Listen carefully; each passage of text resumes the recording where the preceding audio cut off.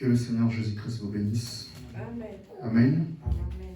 Sans plus tarder, je vous invite à se tenir debout avec nos Bibles.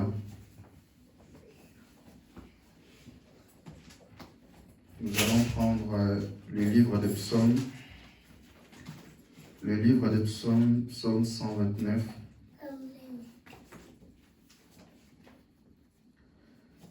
Je lis au nom du Seigneur. Souvent, ils m'ont attaqué de ma jeunesse. Qu'Israël le dise, souvent, ils m'ont attaqué de ma jeunesse. Mais ils ne l'ont pas emporté sur moi. Des laboureurs ont labouré mon dos. Ils ont tracé des longs sillons. L'Éternel est juste. Il a détaché les cordes des méchants. Qu'ils soient hantés et qu'ils reculent. Tous ceux qui ont de la haine pour Sion, qu'ils soient comme l'herbe des toits, qui sèche avant qu'on l'arrache. Le moissonneur n'en remplit pas sa main, ni les lières de gerbe sa poche. Et les pensants ne disent pas que la bénédiction de l'Éternel soit sur vous. Nous vous bénissons au nom de l'Éternel. Que Dieu ajoute la bénédiction dans sa parole. Amen. Nous allons chanter, ensuite nous allons prier pour remettre les programmes d'aujourd'hui entre les mains du Seigneur. Amen. Amen.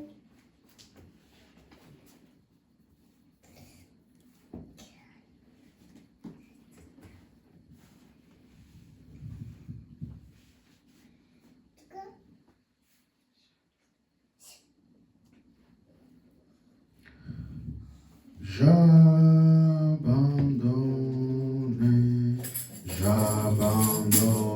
tout. J'abandonne tout, alléluia, tout accueilli mon sauveur béni. J'abandonne tout, alléluia, j'abandonne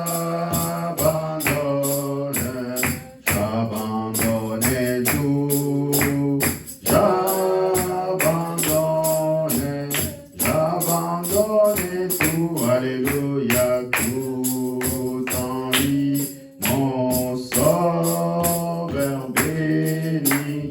J'abandonne tout. Que chacun de nous prie là où il est, qu'il puisse dire un mot à Dieu, parce qu'il a été bon pour nous, il nous a protégés tout au long de la semaine, il nous a gardés, et il a permis que nous puissions encore être comptés parmi les vivants ce matin. Voilà pourquoi nous ne cesserons jamais de lui dire merci et de lui dire combien il a été bon pour nous. Amen. Prions tous ensemble. Père bien-aimé, tendre Père, nous venons encore humblement devant toi, devant ton trône de miséricorde, pour te dire encore merci Père.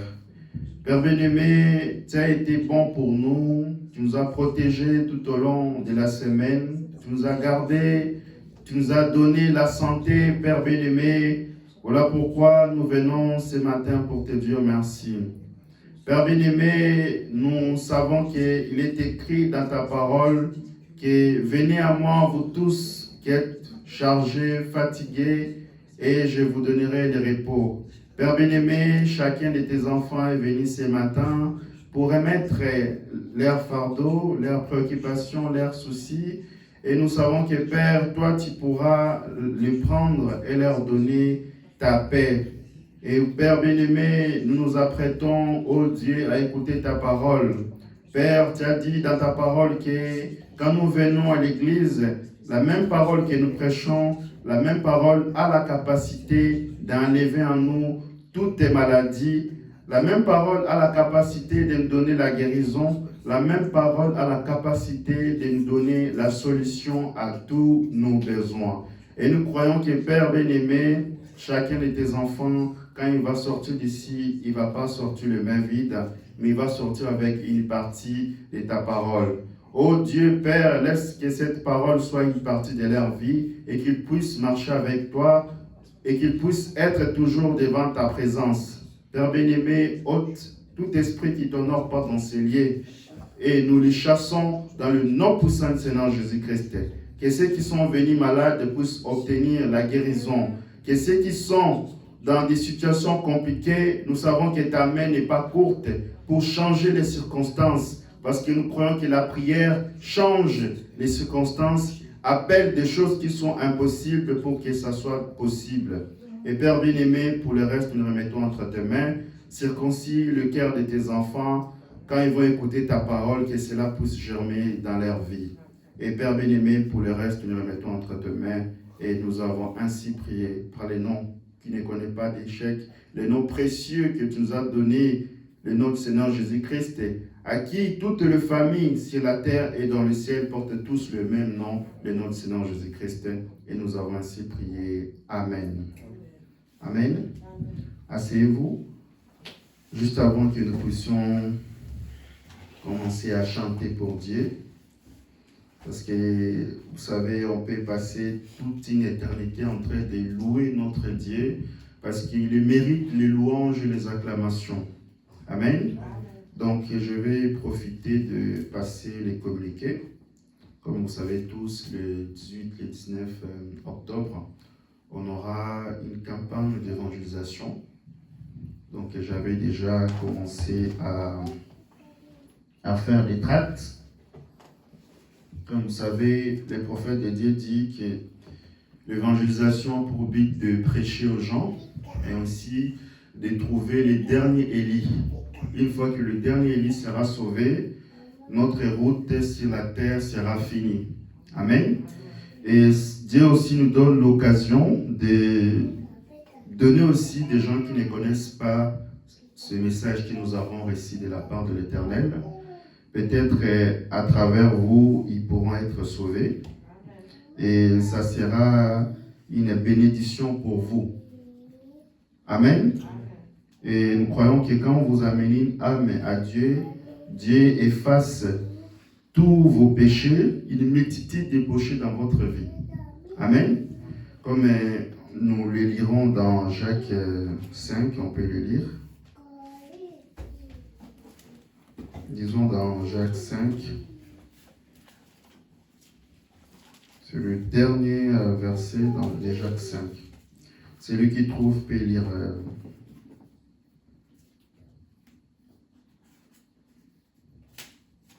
C'est le dernier verset de Jacques 5. J'ai trouvé, tu peux le lire.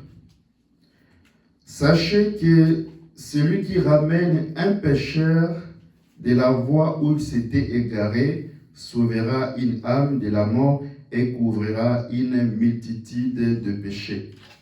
Amen. Amen. Ce n'est pas moi qui l'ai dit, c'est l'apôtre Jacques qui le mentionne dans ses écrits. Voilà pourquoi nous avons déjà commencé à distribuer des tracts dans des salons de coiffure, à la gare, dans des universités. C'est déjà là. Donc je vais laisser quelques exemplaires. Si vous connaissez des gens, vous pouvez leur donner. Je le mets là. Comme ça, après le culte, vous pouvez vous en servir et donner aussi à vos familles.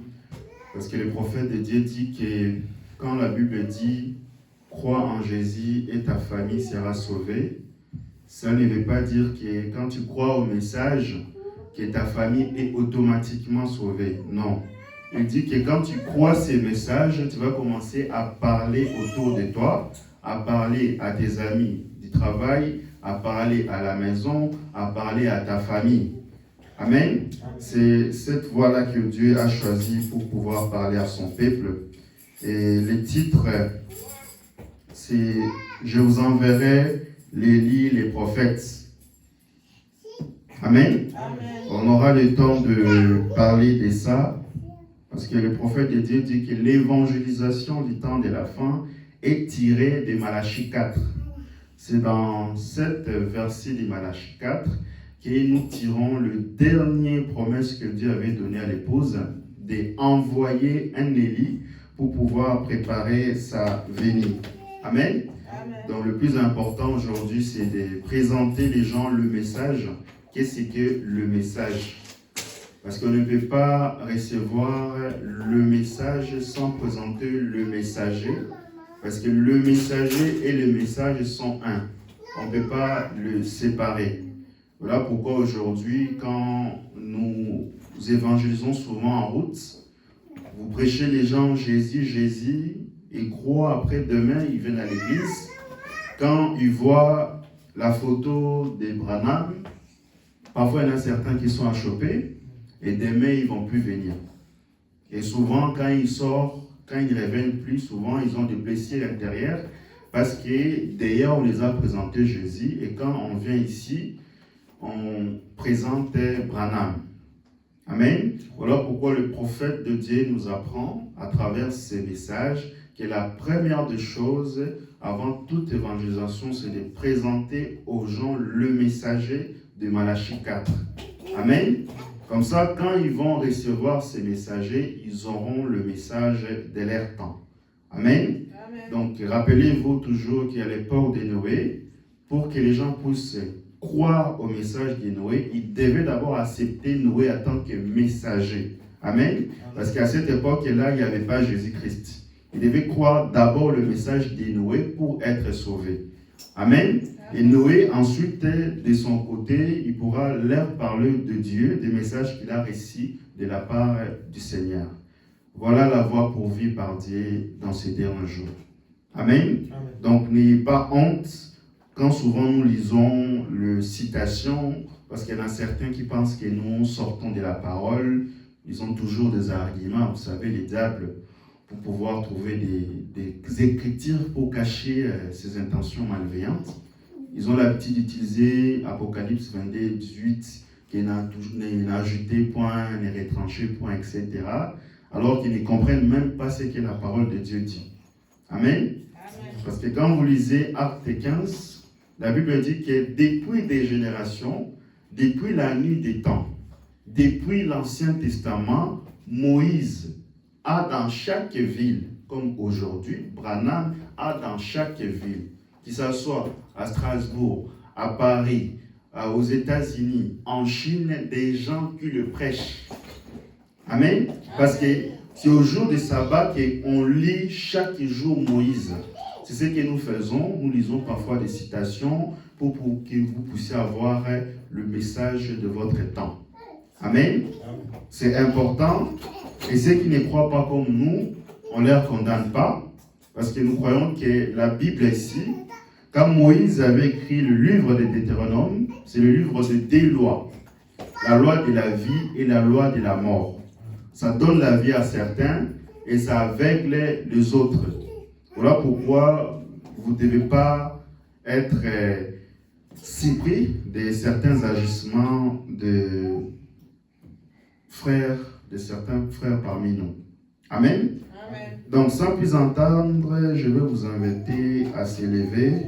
Nous allons chanter pour notre Dieu, parce qu'il mérite les louanges, les acclamations. Même les anges qui sont auprès de Jésus chantent chaque jour Saint, Saint, Saint l'Éternel. Amen. Amen. Nous allons prendre le cantique Amour rédempteur.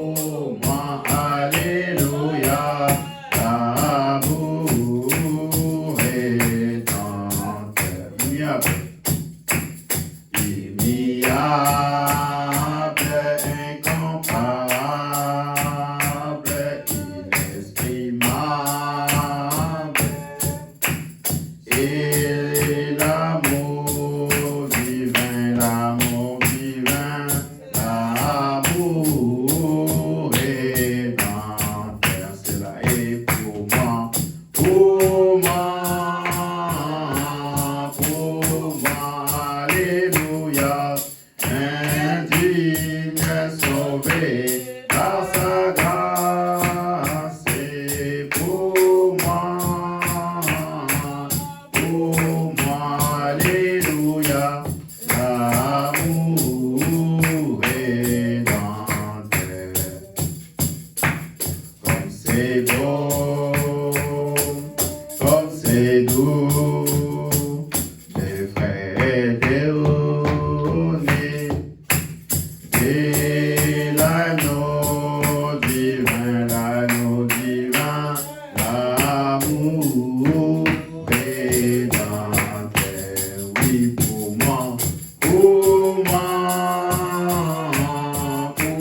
moi, alléluia, indigne sauvé par la grâce, et pour moi, alléluia, l'amour rédempteur. Oui, pour moi, alléluia, indigne sauvé par la grâce, et pour moi, alléluia, l'amour rédempteur. Nous allons prendre qu'il fait beau à ton service. Sur le cantique des 174.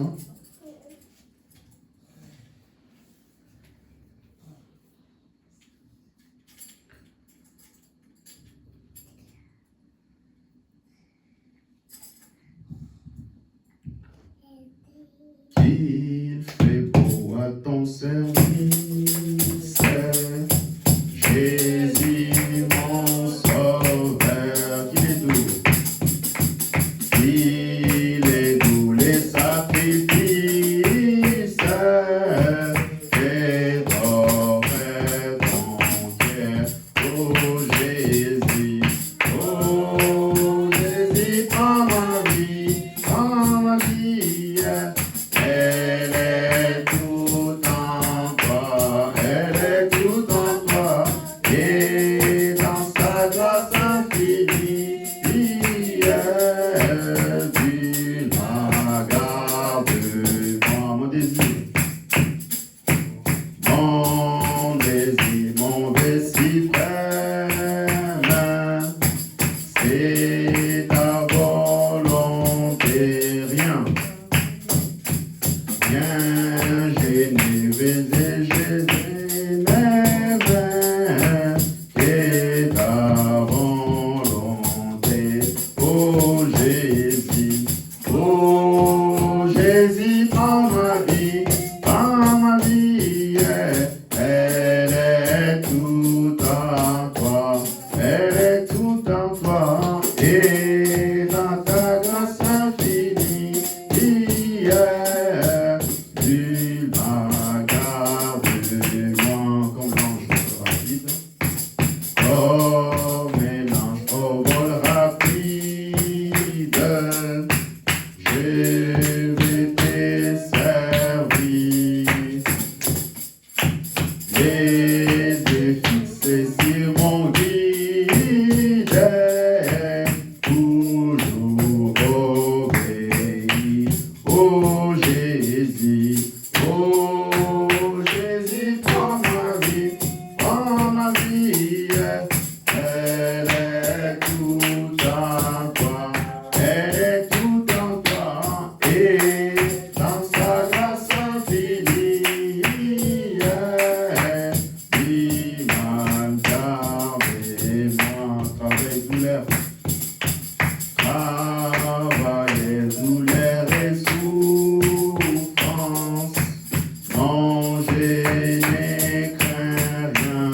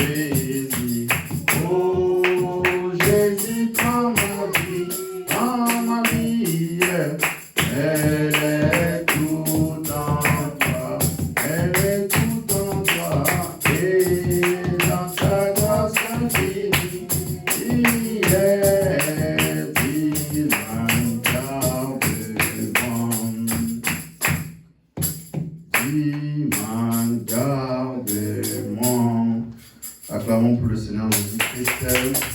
Nous sommes les cris de joie et les cris de louange et d'acclamation. Le puissant conquérant, le puissant vainqueur. Amen. Il est l'alpha et l'oméga, l'étoile brillante du matin, notre église de la vallée, la rose de Sharon. Le Père éternel, il est notre Dieu en tout et pour tout. Voilà pourquoi nous ne cesserons jamais de le remercier, de lui dire combien de fois il a été bon pour nous, combien de fois il a été un père pour nous, il nous a soutenus dans les moments difficiles et même jusqu'à maintenant. Amen. Donc nous allons nous asseoir. Est-ce qu'il y a des gens qui ont des témoignages juste avant que nous puissions passer à la prédication? Si vous avez des témoignages, non. On va passer à la chose importante, la prédication. Amen. Amen. Et nous croyons que quand nous venons ici, c'est pour que Dieu puisse nous parler. Nous ne venons pas regarder ces bâtiments, nous ne venons pas regarder les chaises, nous venons rencontrer notre Dieu. Et les prophètes de Dieu disent dans l'expectative que quand nous quittons notre maison, si nous venons dans le but que Dieu puisse nous parler, Dieu est là pour pouvoir parler à chacun d'entre nous. Amen. Et si nous quittons la maison dans le but de critiquer, de parler de mal aux autres, alors le diable est là pour vous montrer des gens à critiquer.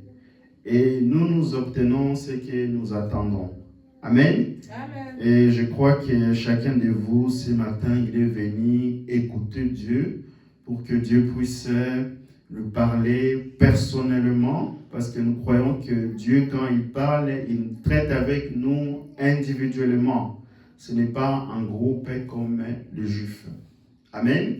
Et je crois que chacun de vous sera béni ce matin, parce que vous savez, quand vous avez parcouru des maisons, vous avez parcouru des kilomètres pour venir ici. Vous savez, quand vous partez aux Champs-Élysées, la maison là, elle est tellement abondée de beaucoup de biens. Elle a une grande importance dans les yeux du monde. Quand vous partez aux États-Unis, vous avez la Maison Blanche. La Maison Blanche, là où le président Trump réside. Vous allez voir que cette maison-là a beaucoup plus d'importance que l'endroit que nous occupons. Amen. Mais la seule différence entre ces maisons-là avec l'endroit où nous adorons, c'est qu'ici, il y a Dieu. Amen.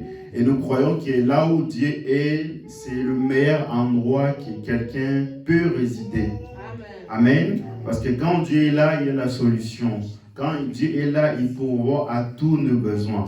Amen. Amen. Voilà pourquoi l'église, ce n'est pas le bâtiment. L'église, c'est vous. Amen. Amen. Parce que Dieu n'habite pas les tabernacles, le feu de main des hommes. Il habite votre cœur. Amen. Amen. Le prophète de Dieu dit que le diable a choisi la tête, mais Dieu a choisi votre cœur pour habiter. Amen. Parce que la Bible dit, là où sera votre cœur, c'est là où sera votre trésor. Amen. Et c'est dans votre cœur où il y a les trésors de la vie éternelle. Amen. Amen. Même quand vous partez chez le médecin, pour pouvoir diagnostiquer la maladie dans votre corps, ils ont une machine qu'on appelle le stéthoscope. Donc, pour pouvoir savoir où la maladie dans votre cœur, dans votre corps, ils prennent cet instrument-là, ils mettent ça dans votre cœur. C'est là où on peut détecter d'où viennent les maladies. Amen. Et je crois que quand nous venons à l'église, nous devons abandonner notre cœur à Dieu. Amen.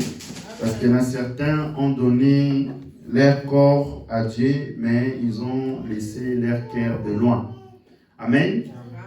Quand vous lisez dans le livre de Matthieu 15, la Bible dit que beaucoup de gens m'honorent de leurs lèvres, que je suis enfant de Dieu, je crois en Jésus-Christ, mais leur cœur est éloigné de moi.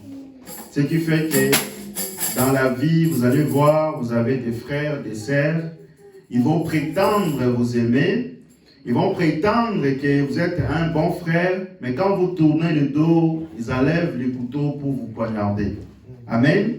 Et nous croyons qu'un véritable chrétien, quand il aime quelqu'un, il l'aime sans malice. Il l'aime sans soupçonner. Parce que la Bible dit que l'amour parfait bannit la crainte. Et l'amour ne soupçonne pas. Mais l'amour nous recommande d'être prudents. Amen. Donc nous allons entrer dans la partie la plus importante aujourd'hui, c'est la prédication. Amen. Nous savons que quand nous venons ici, nous venons pour que la parole nous corrige.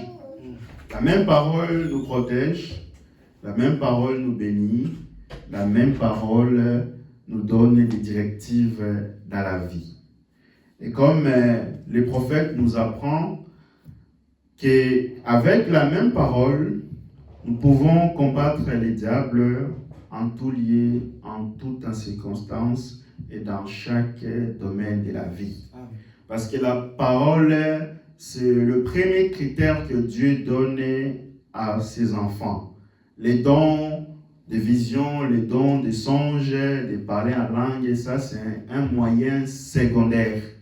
Parce que la parole prime toujours sur tous ces dons-là. Amen. Parce qu'au commencement était la parole était avec Dieu, et la parole se fait chair et il a habité parmi nous. Amen. Voilà pourquoi nous devons être comme Paul. Paul a dit, revêtez-vous de toutes les armes, les boucliers de la foi, de l'épée de la justice, et toutes les armes célestes, pour que vous ne soyez pas séduits comme les gens de notre génération. Amen. C'est important de venir se ressourcer toujours devant la présence de Dieu. Amen. Et je remercie Dieu pour vous, parce qu'il vous a protégé tout au long de la semaine. Il vous a gardé en bonne santé. Il vous a donné les sourires. Il vous a béni au-delà même du mot bénédiction. Amen. Voilà pourquoi nous ne cesserons jamais, sans cesse, d'aimer notre Dieu. Amen. Et nous croyons que ni la mort, ni les projets d'un homme, ni les sorciers de nos familles ne peuvent nous empêcher d'aimer notre Dieu. Amen. Notre amour envers Dieu doit toujours être inconditionnel. Nous ne devons pas aimer Dieu quand tout va bien dans nos vies, quand tout est toujours en rose, quand tout va bien, quand nous avons de belles maisons. Nous devons aimer Dieu dans toutes les circonstances, que nous soyons dans l'abondance ou pas. Amen. Le prophète de Dieu dit que quand Dieu vous bénit, il vous bénit aujourd'hui et il va veiller aussi pour que votre bénédiction puisse perdurer tout au long de votre vie. Amen. Nous aujourd'hui, nous avons des gens, quand ils étaient encore pauvres, Dieu les a envoyés dans un pays étranger. Ils ont commencé à avoir de l'argent. Ensuite, vous allez voir, ces gens-là vont commencer à prospérer, et à la fin de leur vie, ils ont perdu tous leurs biens. C'est triste. Amen. Donc, vous étiez riche quand vous étiez jeune, et à la fin de votre vie, vous avez perdu tout. Alors, la chose la plus importante, c'est de commencer en ayant tout et de mourir riche. Parce que nous savons que la Bible dit, mieux vaut la fin d'une chose que son commencement. Et nous croyons que notre Dieu, il est l'alpha et l'oméga. Quand il vous bénit, il veillera à ce que votre bénédiction puisse perdurer tout au long de votre vie, que vos enfants puissent être bénis à jamais. Parce que la promesse que Dieu nous a donnée, c'est pour vous, c'est pour vos enfants aussi loin que l'Éternel Dieu les appellera. Amen. N'enviez pas le monde, n'enviez pas les gens qui sont riches. Dieu marche avec nous individuellement. Chacun de nous a son calendrier. Dieu sait à quel moment il va te bénir. Dieu sait à quel moment il va t'élever. Et les gens du monde auront un témoignage pour vous. Amen. C'est la raison pour laquelle Dieu avait pris à David. David a commencé à regarder les rois du monde. Il a dit, Seigneur, pourquoi les méchants prospèrent? Pourquoi les gens que nous connaissons ont de belles maisons, ils ont de belles voitures, ils ont de beaux projets, des entreprises. Et David a voulu commencer à imiter ces gens-là. Et Dieu a posé à David, a-t-il déjà considéré leur fin? Parce que Dieu voit la fin d'une chose avant ce commencement. Voilà pourquoi, quand Dieu ne vous bénit pas encore, ne précédez pas Dieu. Amen. Nous, aujourd'hui, nous faisons beaucoup d'erreurs. Nous marchons selon notre propre convoitise. Nous voulons précéder Dieu. Alors que notre prière, ça ne devrait jamais être de prier pour changer la pensée de Dieu, mais nous devons prier pour changer notre pensée vis-à-vis de la parole, parce que Dieu est celui qui connaît le demain, il connaît notre présent, il connaît notre passé. Voilà pourquoi il dispose toutes les choses pour notre bien. Amen. Comme nous avons l'habitude de le dire chaque fois dans la Bible, que toutes choses concourent au bien de ceux qui aiment l'Éternel. Et le prophète de Dieu dit que la véritable interprétation, il dit que toutes choses concourent au bien de ceux que Dieu aime. Amen. Parce que quand Dieu t'aime, il poursuit un but dans ta vie. Ne regarde pas aux circonstances que tu passes par là. C'est un chemin à tous. Parce que le prophète de Dieu dit que chaque fils qui vient à Dieu doit être châtié, doit être taillé. Amen. Et Jésus toujours dit que le caractère n'est pas un don. Ce n'est pas quelque chose que vous pouvez acheter. Vous partez à Auchan, vous dites que non, je vais acheter un caractère. Non. Le prophète nous apprend, la Bible nous apprend que le caractère, c'est une victoire. Amen. C'est ce qui a fait que quand Dieu a regardé Job, Dieu n'a pas regardé en fonction de biens matériels qu'il avait, mais il avait regardé en fonction des foi que Job avait vu dans sa parole. Voilà pourquoi quand le diable est venu pour les tenter, il a enlevé tout le bien qu'il avait eu, et Job n'a pas régné Dieu. Il a dit que l'Éternel a donné, l'Éternel a repris, que son nom soit glorifié. Amen. Donc ne regardez pas aux circonstances, ne regardez pas aux problèmes.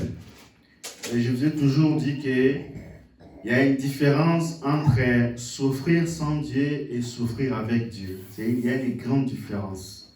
Parce que dans le monde, les gens peuvent souffrir. Ils peuvent souffrir chaque jour, chaque matin. Même pour aller au travail, ça devient une punition. Amen. Aujourd'hui, les gens, quand ils partent au travail, ce n'est pas parce qu'ils veulent aller au travail. C'est parce que c'est une punition. Parce qu'ils savent qu'à la fin du mois, ils doivent payer leurs factures, ils doivent payer leurs abonnements, ils doivent payer leurs crédits. Et à chaque fois quand ils partent au travail, ils ont la boule au ventre. Ce n'est pas parce qu'ils aiment, parce que c'est une obligation. Amen. Et vous allez voir que ces gens-là, quand ils rentrent à la maison, au lieu de penser à occuper les affaires de la maison, ils vont encore passer aux choses du travail. Et c'est une punition. Amen. Mais nous croyons que quand nous venons à Dieu, quand nous souffrons avec Dieu, nous croyons que notre souffrance n'est pas éternelle. Ça a une date d'expiration. Amen. Donc vous pouvez passer par des circonstances de la vie. Dieu permet que cela arrive. Et je pense qu'il poursuit un but. Et quand vous allez sortir de là, vous aurez un témoignage que les gens peuvent observer, un témoignage que vous pouvez témoigner à votre entourage. Amen. Et comme je disais toujours hier, je parlais avec, hier ou la semaine passée, si je me rappelle bien, avec le diacre de l'église où j'étais. Je leur parlais un peu de la condition d'ici, comment les gens vivent. Et je lui ai expliqué la situation. Et c'est là qu'il m'avait donné un exemple de nos bien-aimés qui sont de l'autre côté du pays, de l'autre côté de l'océan, en Afrique. Il m'a expliqué que non, comme vous savez, à l'école d'hymne, on avait eu des frères et des sœurs qui ont chanté ensemble. Et j'ai commencé à lui poser des questions. Tel frère, il est parti où? Telle sœur, elle est partie où? C'est là qu'elle m'a appris que il y avait une sœur qui était dans notre église à l'époque. Il était parti aux États-Unis pour aller rencontrer son oncle qui était ambassadeur du Congo aux États-Unis. Et vous savez que quand vous êtes enfant de Malachie 4, quand vous arrivez dans un endroit où les parents sont des païens, il y a des esprits qui se confrontent. Amen. Vous allez voir que les païens vont essayer de vous attirer et vous allez essayer d'attirer le païen. Amen. Et comme la sœur était dans cette famille-là, il ne pouvait pas porter de longues jupes parce que, vous savez, quand vous êtes ambassadeur, vous avez souvent des cérémonies où on vous invite. Et quand vous avez un enfant, votre neveu ou votre nièce, quand elle est là, elle doit s'habiller de façon que les gens du monde puissent les apprécier. Et souvent, la sœur Nawed en question, la sœur Nadège, ne pouvait pas en fait se conformer au monde. Et souvent, il y avait des tensions à la maison justement. Et parfois, il ne partait même plus à l'école parce qu'à la maison, il y avait trop de pression. Amen. Et un jour, il a fait des semaines, il ne partait plus à l'école. Et vous savez, à l'école, les maîtres, les professeurs ont remarqué cela. Et ils ont convoqué la sœur au bureau pour pouvoir lui poser la question, qu'est-ce qu'il y a un souci à la maison, qu'est-ce qui se passe. Au départ, elle ne voulait pas répondre, mais après, quand on a commencé à insister, elle lui a narré la situation. Amen. Et ce témoignage-là a quitté depuis les États-Unis jusqu'en Afrique, où les gens commençaient à donner des exemples. Et regardez votre sœur qui est allée aux États-Unis, il n'a pas vendu son droit d'aînesse, elle a gardé la position de la parole malgré les difficultés, malgré les circonstances, elle a persévéré dans la foi. Amen. Et aujourd'hui, à cause de la décision qu'elle a prise, on lui a donné un papier, on lui a donné un titre, parce qu'il avait un passeport diplomatique. Et comme elle avait gardé sa foi, l'État américain lui a accordé un passeport, on lui a accordé une nationalité américaine parce qu'elle avait gardé sa position. Amen. Et justement, là où il était, des gens ont commencé à faire propager son témoignage jusqu'à ce que c'était arrivé jusqu'au Brésil où un frère, il a vu l'attitude de la sœur là, elle a pris les billets, il est allé jusqu'au Brésil pour pouvoir épouser cette sœur là. Amen. Parce que les prophètes nous apprennent, quand vous gardez la parole, lorsque le moment difficile arrivera, la même parole que vous avez gardée, c'est la même parole qui vous protégera. C'est la même parole qui vous bénira. C'est la même parole qui va même vous permettre de changer de nationalité. Amen. Et nous croyons que nous, en tant que chrétiens, nous devons toujours être alignés dans la parole. Amen. Donc parfois, quand nous prêchons la parole, il y en a certains qui pensent qu'on est souvent dire. On est souvent, on amène des prédications pour pouvoir frustrer des gens. Ça n'a jamais été notre intention. Mais nous ne combattons pas la chair, mais nous combattons l'esprit qui est derrière la chair. Amen. Et je crois que même quand nous bénissons les mariages, nous devons toujours vérifier si réellement le frère ou la sœur est né de nouveau. Parce que la plupart des problèmes que nous avons dans ces messages, vous allez voir, la sœur, elle vient tous les jours à l'église et elle prie avec vous, elle s'habille bien en robe, mais à l'intérieur de nous, elle n'est pas née de nouveau. Et le jour de son mariage, c'est là que le masque tombe. Quand elle va partir chez la coiffeuse, au lieu de dire à la coiffeuse que je suis l'enfant de Malachie 4, chez nous, nous ne portons pas des rouges à lèvres, nous ne mettons pas des maquillages. Vous allez voir qu'elle va vendre son droit d'aînesse juste pour faire plaisir à la famille de son mari. Amen. Alors que nous devons garder notre position de la parole. Nous devons concevoir la victoire que nous avons reçue de la part de Dieu. Amen. C'est vraiment triste parce que moi, je ne bénis pas le mariage à la Jézabel. Et je crois toujours, avant de venir à un mariage, on doit passer un temps avec le futur marié et le futur épouse pour pouvoir parler avec eux, pour pouvoir comprendre leur état d'âme. Amen. Et comme nous connaissons dans le message, il y a toujours des étapes à suivre. Durant le pré-fiançailles, il y a la dot, il y a le fiançailles, il y a la fréquentation et la dot, etc.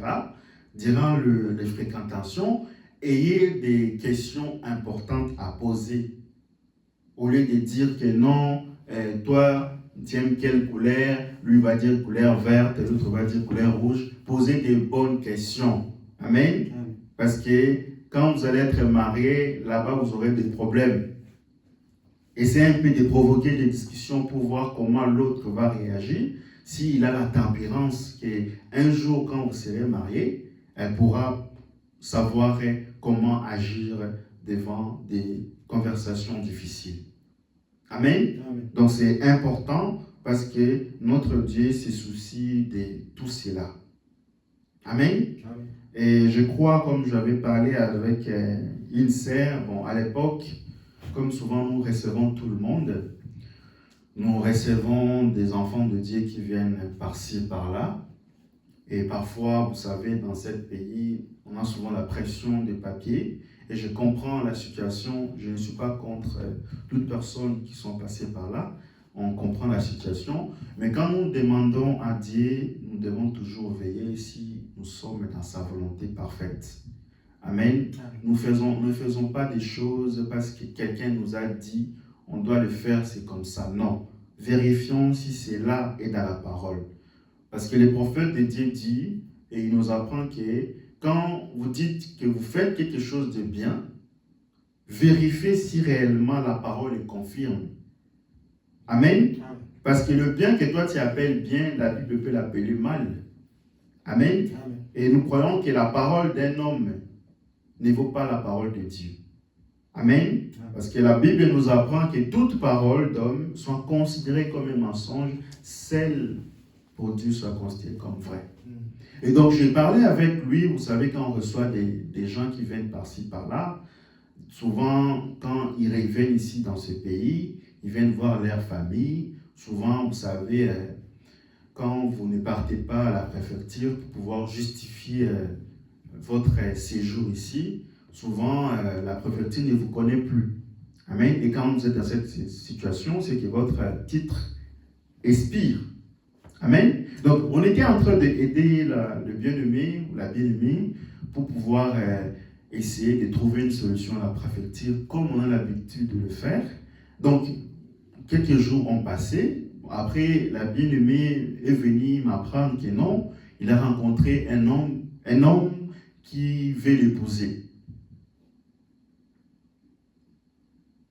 Sans qu'il y ait la fréquentation, sans qu'il y ait que la personne en question soit un croyant, juste parce qu'on est dans une situation difficile, qu'on doit prendre cette personne-là.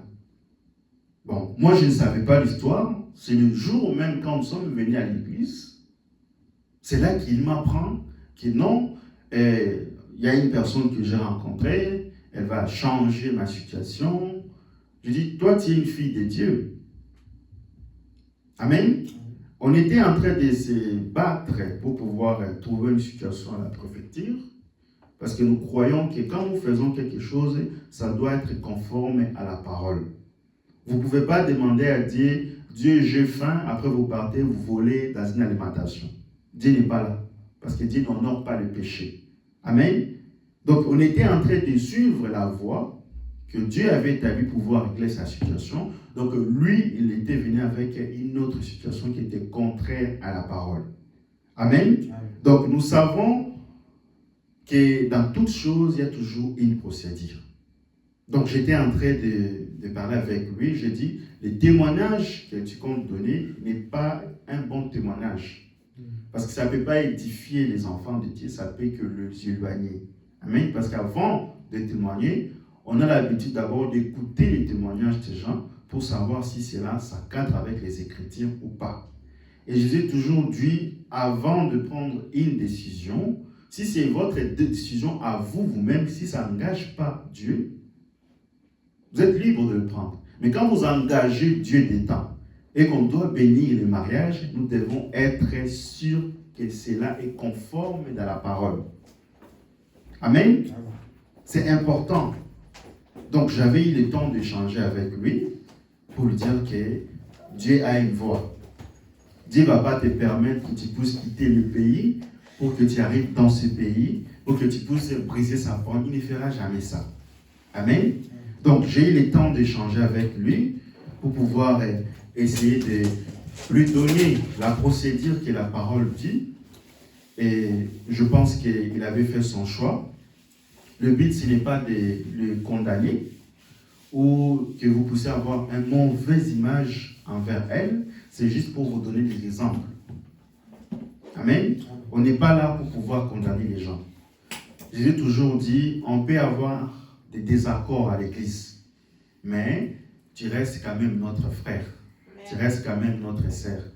Amen. Les prophètes de Dieu, quand nous prenons la même situation, son propre fils Billy Paul, quand sa maman Hop était morte, il a dit à Billy Paul, parce que Billy Paul il était allé prendre une païenne, c'était Loïs qui était un catholique.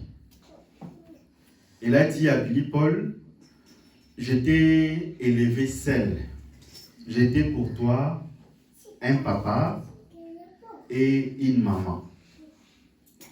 Donc il a dit aux gens de son assemblée, vous ne savez pas quel chagrin que j'ai pour pouvoir dire cela à mon fils, Billy Paul. Amen. Donc le prophète n'a pas regardé son fils pour faire des favoritismes de la parole. Comme je dis toujours à mes parents, à des gens que je connaisse,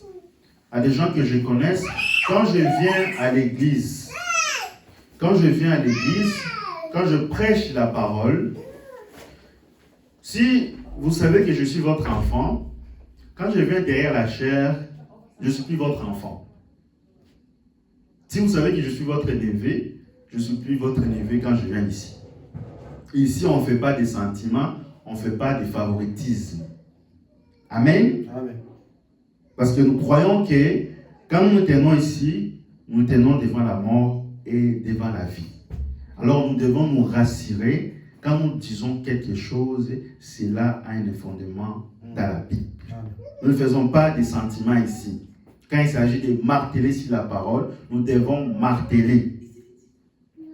Amen. Amen. Donc on ne croit pas aux gens qui disent « Oh non, Dieu regarde simplement le cœur, ce n'est pas mauvais. » Ça, c'est la doctrine de Constantin. À l'époque des âges des églises, Constantin était le genre de souverain qui permettait qu'il puisse y avoir des alliances entre les païens et les chrétiens. Il vient à l'église, il se comporte comme il veut, ça ne fait ni chaud ni froid. Oh non, Dieu regarde le cœur. C'est faux, c'est la séduction. Parce que la même parole que vous rejetez ici, que vous êtes emmené à piétiner, au jour du jugement, Dieu va vous demander cela. Amen. Donc voilà pourquoi nous devons dire aux gens la vérité, rien que la vérité, sans marcher les mots. Nous devons être comme Michée, qui n'avait pas peur de dire à Akab des choses qu'il avait fait, qui n'étaient pas en accord avec la parole. Et je vous ai toujours dit qu'aujourd'hui, les gens n'aiment pas la vérité. La vérité ne va pas vous rendre populaire, mais ça va vous rendre honnête devant Dieu. Parce qu'on ne fait pas des choses pour que les gens nous acclament. Nous faisons des choses pour que les ciels nous acclament. Amen. Donc voilà pourquoi c'est important que quand nous disons quelque chose, quand on essaie de donner les conseils, ce n'est pas pour vous frustrer. Amen. Avant de prendre des décisions, vérifiez si cela est en accord. Dans la Bible, quand David a voulu se lancer dans des projets pour pouvoir construire les tabernacles de Dieu, il a consulté des païens, des rois. Après quelques temps, quand ils se sont lancés, son projet n'a pas tenu, c'était tombé à l'échec. Et Dieu est descendu, il a reproché à David. Il a dit, au lieu de consulter mon prophète Nathan qui était dans la ville, personne ne l'a consulté. Et Dieu était fâché contre ça. Amen. Amen. Nous devons toujours se ranger aux côtés de Christ devant toutes les circonstances de la vie. Amen. Parce que Dieu se soucie de tout ce qui ne va pas dans notre vie, dans tout ce que nous envisageons, et il désire nous aider. Amen. Notre Dieu n'est pas un maître de discipline. Quand vous faites quelque chose, il est là pour vous fouetter. Il n'est pas comme ça. Amen. Il est là pour vous aider. Ce n'est pas non plus un dictateur. Amen. C'est important. Je vais prendre une citation pour pouvoir appuyer cela. Nous allons prendre 1 sur 1 million, prêché le 24 avril 65. Écoutons les prophètes. Et je suis heureux d'avoir des voisins comme cela. Ils me suivent partout jusqu'en Afrique du Sud. C'est incroyable, hein? Avoir des gens aujourd'hui en Europe, des gens que vous ne connaissez pas, vos voisins. Quand vous faites des campagnes pour aller en Afrique du Sud, ces gens-là payent de leur propre argent le billet pour aller en Afrique, pour soutenir ton ministère. Ça dit beaucoup sur la relation qu'ils avaient, les frères Branham avec son voisinage. Ça dit beaucoup. Mais nous, aujourd'hui, vérifions si nous avons des bons termes avec nos voisins. Vérifions. Ton voisin, tu sais qu'il dort la nuit, mais tu mets les sons jusqu'à ce que les voisins viennent toquer à la porte. Et tu penses que si tu invites ton voisin, il va venir avec ce genre de situation? Non, il ne viendra pas. Ayons un bon terme, soyons des bons voisins envers des gens qui sont autour de nous. Je continue à le dire. Et partout simplement pour rester avec moi et voir-le avec moi et être avec moi et jouir du plaisir du Seigneur, un tel humble compagnon, je ne l'avais jamais beaucoup remarqué. Bien sûr, les gens que je connais et avec lesquels je m'associe sont juste comme mes propres frères et sœurs. Vous écoutez?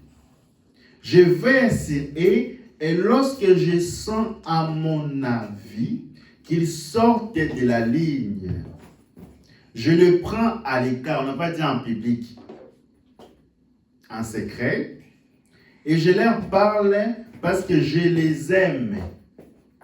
Nous voulons vivre ensemble dans la gloire et parfois, peut-être dans les réunions, écoutez-moi très bien, vous pensez que je vous parle directement. Vous écoutez les prophètes ici. Donc vous pensez que quand on martèle sur certaines choses, vous pensez que nous parlons directement. Non. Écoutez les prophètes. Ça ne vient pas de, ce n'est pas que je ne vous aime pas, mais cela vient vraiment de mon cœur parce que il doit y avoir juste un moyen. Amen. Amen. Vous écoutez la pensée du prophète. Donc quand on vient à l'église, on doit corriger là où il faut corriger. On doit marteler là où il faut marteler. Parce que notre responsabilité, c'est de prêcher la parole. Amen. Donc on ne s'attaque pas aux individus. On ne s'attaque pas aux gens, mais on s'attaque contre leur nature qui est du diable. Amen. Donc parce que l'amour que Dieu nous a donné est correctif. Au pays, souvent, on avait des familles. Vous allez voir une famille qui reçoit des cousines chez elle à la maison. La maman, elle est là, il voit que la cousine fait des bêtises chaque fois. Elle ne corrige même pas. Cet enfant-là grandit au jour, après demain, on l'épouse. Donc son mari, c'est là qu'il constate que cet enfant, on ne l'avait pas éduqué. Et chaque fois, ils ont des problèmes chez eux à la maison. Chaque fois, des problèmes dans leur foyer. Vous pensez que la faute, ça sera à qui? C'est les personnes qui les ont accueillis. Ils ont accueilli la fille.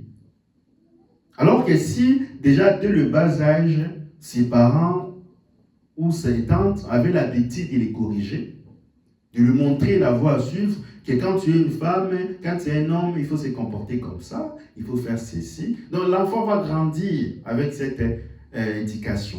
Et demain, il va vous remercier parce qu'il y aura justement la belle famille qui va vous féliciter parce que vous avez éduqué un bon enfant. Amen. Et pour éduquer un bon enfant, on doit les corriger parce que l'amour est correctif. Et notre Dieu nous apprend que moi, l'Éternel, je châtie et je corrige tout ce que j'aime. C'est le bien de Dieu de nous corriger quand il faut corriger. Et des enfants qui n'aiment pas la correction, ce sont des enfants bâtards. Excusez-moi un petit mot. C'est le prophète qui le dit. Les enfants illégitimes. Quand on veut les corriger, ils se fâchent. Et la plupart des gens là, ce sont surtout des gens qui sont venus dans le message, qui ont eu à peu près à partir de 22, 25 ans. Là, ça devient compliqué pour pouvoir croire le message. Parce que le prophète de Dieu dit que plus de 86% des gens qui viennent à Dieu, ils viennent avant l'âge de 21 ans. Donc quand vous dépassez 21 ans, c'est fini. Là, les habitudes du monde sont déjà entrées en vous. Quand on vous présente la parole, vous discutez. Quand vous êtes borné dans une pensée que moi je veux faire ça, même si le Saint-Esprit descend pour vous dire les contraires, vous n'allez pas faire. Parce qu'il y a beaucoup du monde en vous. Amen. Alors qu'un enfant qui a grandi dans la parole, quand on lui montre juste un verset, il comprend. Il se corrige lui-même. Amen. C'est important parce que quand nous marchons, nous ne marchons pas comme ça. Nous devons marcher avec la parole. Amen. Donc je vais prendre encore une autre citation. Parce que quand nous venons à l'église, nous sommes une famille. Nous sommes une famille. Quand quelqu'un passe par des moments difficiles, nous devons l'aider. C'est notre devoir envers nous, envers les uns et les autres. Amen. Parce que le frère que tu négliges là, la sœur que tu négliges là, tu passeras avec lui toute l'éternité, mais alors qu'il y a des familles parfois qui ne comprennent même pas les messages, qui ne croient même pas ces messages, ils vont mourir ici la terre et c'est fini pour eux. On ne le souhaite pas. Souvent même quand on reçoit des fils de Dieu à la maison, des filles de Dieu, parfois on les néglige. Alors que si c'était ton tante qui venait de Paris, tu allais déjà aller acheter la nourriture, tu allais déjà bien faire pour lui, tu vas bien l'accueillir. Mais alors que le fils te dit, lui là, on va le faire comme ça, on va le mettre à côté. Alors que le Seigneur Jésus-Christ, quand on était venu devant lui, il a dit, ta mère te cherche. Il a reproché à cette personne, il a dit, voici mon père, voici ma mère. Des gens qui font la volonté de Dieu. Amen. Donc ayons de la révérence vers nos frères, vers nos proches. Même quand ils passent par des moments difficiles, même quand ils ont des projets, que ce soit des factures, si nous avons de l'argent, ayons l'habitude de soutenir. Amen. Dieu nous a donné une grande famille, que même si nous quittons ici, nous partons aux États-Unis, on aura toujours une grande famille qui va nous aimer sans avoir des arrière-pensées. N'est-ce pas une grâce pour nous d'avoir des gens qui vous avez le même esprit? C'est une bénédiction. Amen. Écoutons un peu les prophètes toujours dans la demeure future de l'épouse. Paragraphe 23. J'ai toujours dit, si quelqu'un arrive et qu'il n'a pas d'argent pour payer sa facture, vous n'avez qu'à m'appeler. Vous voyez, j'ai dit, on fera quelque chose pour ça. Et j'ai dit, donnez-leur toujours à manger, qu'ils aient de l'argent ou pas. Vous voyez, faire tout ce qu'on paye. Pour moi, vous êtes mes enfants, vous êtes l'étoile que j'ai. Si jamais j'en ai une, quand j'arriverai là-bas, vous serez ces joyaux, la partie la plus éclatante de la couronne de mon ministère. Quand il sera couronné, c'est vous qui en serez les joyaux. Amen. Donc c'est un ordre.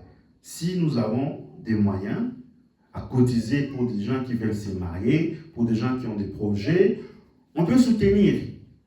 Même si une sœur, par exemple, elle dit, bon, moi je n'ai pas des robes pour pouvoir m'habiller, je n'ai que les pantalons, on peut même changer toute sa garderie. Parce que nous voulons que la sœur soit dans la parole, donc quitte à même à nous sacrifier pour pouvoir l'aider, on l'aidera. Amen. C'est dans cette pensée-là que nous voulons être. Parce que vous savez, les prophètes, souvent, quand ils marchaient, ils partaient dans des hôtels, il avait de bons témoignages. On va les lire. Parce qu'on ne vient pas à l'église pour pouvoir remplir des gens. Non. On ne vient pas remplir des gens ici dans des bars, que vous soyez remplis, vous soyez 1000. Non. On vient ici pour chercher la qualité, non la quantité. Et Dieu ne regarde pas le nombre des individus, il regarde la qualité des gens qu'on le présente. Rappelez-vous, à l'époque de Noé, il y avait beaucoup de gens. Il y avait des milliers de personnes. Mais il n'y a eu que 8 âmes qui ont été sauvées. Dieu ne regarde pas les nombres, mais il regarde la qualité des gens. Amen. C'est ça que nous venons chercher. Nous lisons dans la dernière fétide de l'épouse. Écoutez les prophètes. Paragraphe 11. Et je voudrais vous rapporter hier, comme je suis allé à plusieurs endroits, je suis allé voir certains de ceux qui sont malades et affligés dans les motels. J'ai eu l'occasion de rencontrer certains de gérants cette semaine de certains restaurants. Par exemple, j'étais au Ranch House, près d'ici cette semaine, et le gérant me serrait la main comme on sortait, et il a dit, il m'a appelé frère Branham. Je me suis demandé comment il me connaissait, et il a dit, j'ai dit, êtes-vous le gérant? Il a dit, je suis le propriétaire. Et puis il a dit, oui, les gens de chez vous viennent manger ici. De là-bas, il a dit, et j'ai dit, eh bien, je pense que vous s'immergez. Écoutez la réponse des gérants. Il a dit, messieurs, c'est un des meilleurs groupes de gens que j'ai jamais vu. Il a dit, ils sont vraiment gentils. Amen. Vous écoutez? Le prophète va aussi dans un autre endroit. Je suis allé à un motel hier, voir une jeune dame à qui je voulais parler. Son père et sa mère étaient présents et j'ai dit aller voir les gérants pour savoir où le mot, dans quelle chambre ils étaient. Il a dit, alors vous êtes frère Branham, là c'est dans un motel, là c'est plutôt au restaurant. Ça c'est là-bas où, au Ask. Et j'ai dit, oui monsieur. Il a dit, je vais vous serrer la main. On laissait encore la main. Il a dit, il m'a présenté à sa femme un couplet très gentil. Ils ont dit, tous les gens qui sont au motel ici, ils assistent à votre réunion. Nous l'avons réservé pour eux. Il a dit, tous les autres clients, nous les avons refusés. Et j'ai dit, eh bien, je vous en remercie. Vous écoutez? Parce que la parole transforme les gens. Mais toi, tu es toujours resté le même. On ne peut pas avoir un témoignage comme ici. C'est impossible. Donc, les frères Branham, quand ils marchaient, ils partaient dans des restaurants, dans des hôtels, les gens les saluaient parce que quand ils prêchaient la parole, les gens avaient une relation personnelle avec leur Dieu. Ce qui fait que quand ils partaient dans des endroits, leur manière, leur façon d'agir, les gens appréciaient. Toi, tu vas dans un restaurant, les gens disent il faut attendre encore 10 minutes, tu te fâches. Tu tapes les pains, ça, c'est où les repas? Mais les gens n'avaient pas ce comportement-là. Au point qu'ils ont dit que nous avons refusé tous les autres clients. Donc les gens ont réservé dans des motels, parce que les motels aux États-Unis, c'est des hôtels comme ici. Donc les gens, ils ont refusé les autres personnes, mais comme ils savaient que les gens n'avaient pas de réunion des frères Branham, leur manière d'agir, ils disent non, non, non, on doit garder une place pour eux. Chacun de nous doit avoir un témoignage. Parfois, certains ne veulent pas qu'on puisse arriver dans leur maison parce qu'à la maison, c'est une autre personne. À l'église, il a une autre attitude. À la maison, il a aussi une autre attitude. Ayez l'habitude de vous visiter. C'est pour savoir qui est qui. Amen. Amen. Nous devons ôter cette masque-là. Donc, on agit aujourd'hui d'une manière, demain on agit d'une autre manière. Nous devons être le même en tout et pourtant. Et moi, je crois qu'on apprécie réellement quelqu'un quand on sait qui il est. Amen. Amen. Soyons comme nous soyons. Dieu a des enfants de plusieurs catégories. Il y en a certains qui sont parfois réservés, d'autres qui sont un peu chauds. Dieu les a aimés comme ça et nous devons les aimer comme ça. Ne jouons pas des masques. Amen. Amen. C'est important. Je vous laisserai lire les restes à la maison. Nous allons maintenant entrer dans notre prédication d'aujourd'hui. Comme vous savez, je suis lent en paix et lent en finir. Amen. Amen. C'est important de revoir certains points pour pouvoir un peu donner les directives aux enfants de Dieu, parce qu'il y a certains quand nous prenons des enseignements, on oublie parfois de marteler sur certains points. C'est la raison pour laquelle nous devons revenir sur certains points qu'il faut marteler. Amen. Amen.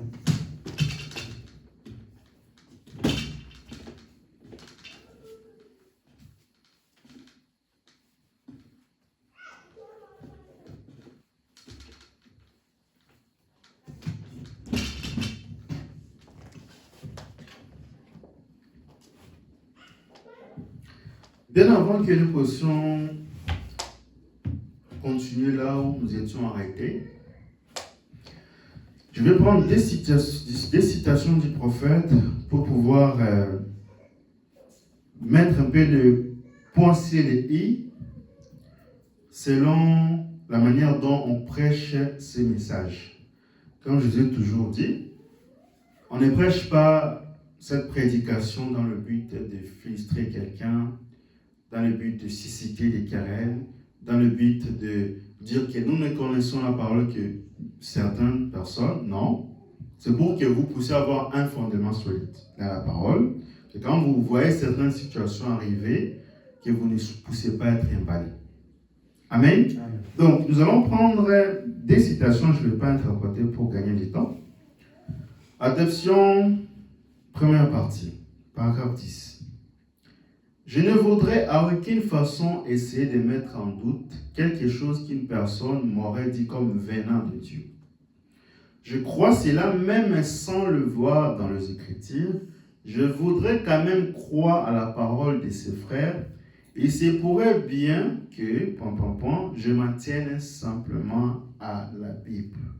Mais quand même je crois que le frère peut tout simplement avoir mal compris la chose d'une façon ou d'une autre, qu'il se peut-être un peu embrouillé, néanmoins, je croyais toujours qu'il est mon frère. Vous écoutez? Je prends aussi notre citation. Je ne vais pas mettre des commentaires. Reconnaître votre jour et son message. Le 26 juillet 64, matin, Jeffersonville. Paragraphe 30.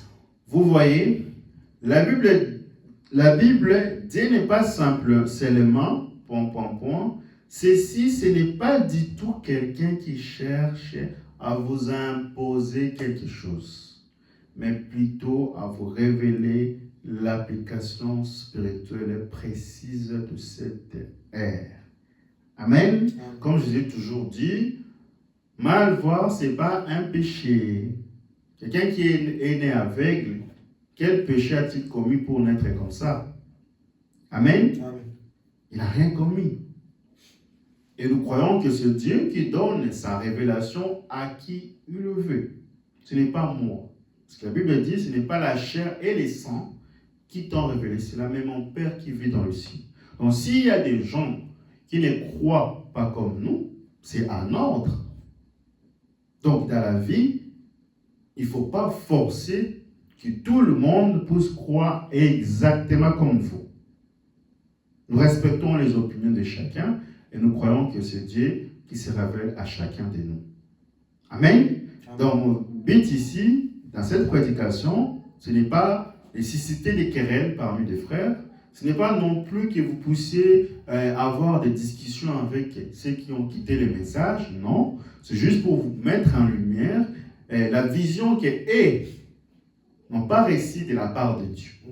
Amen. Amen. Donc nous allons maintenant entrer dans notre prédication d'aujourd'hui, parce que vous savez que je suis très lent à entrer et très lent à finir. Amen. Parce que mon but, ce n'est pas de se précipiter, mais d'aller calmement, pas à pas, pour que vous puissiez comprendre.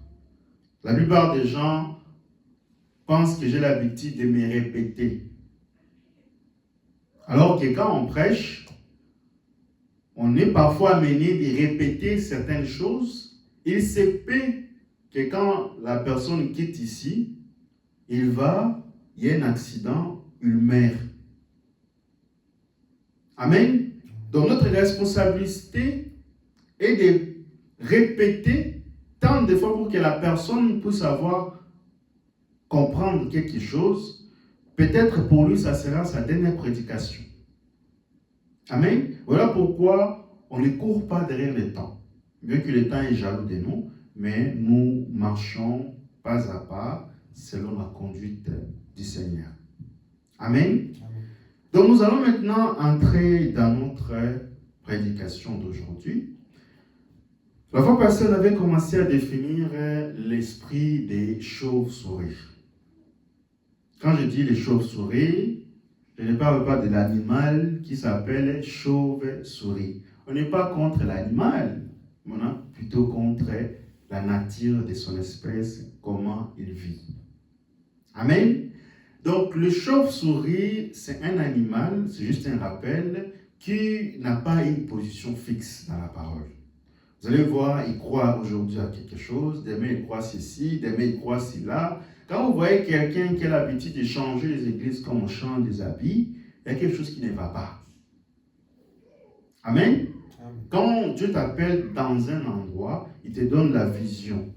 Et c'est ça qu'on appelle la foi. La foi, c'est une vision à long terme. Et quand tu vas avoir une vision à long terme, tu vas travailler en fonction de la vision qui est reçue de la part de Dieu. Donc les chauves-souris, quand ils marchent la nuit, quand ils volent la nuit, on avait dit l'autre fois, et ils n'utilisent pas les yeux. Et ils ont les écholocations. Donc, ils lancent des échos pour détecter les mouvements de leur membrane. Ensuite, ils vont voler en fonction de cela. Et on avait donné plusieurs exemples. On avait lu les prophètes. On avait dit que l'esprit là que la serre avait reçu, c'était l'esprit des chauves-souris. On avait lu les prophètes où la porte faisait boum bada boum boum bada boum. On avait lu l'autre fois.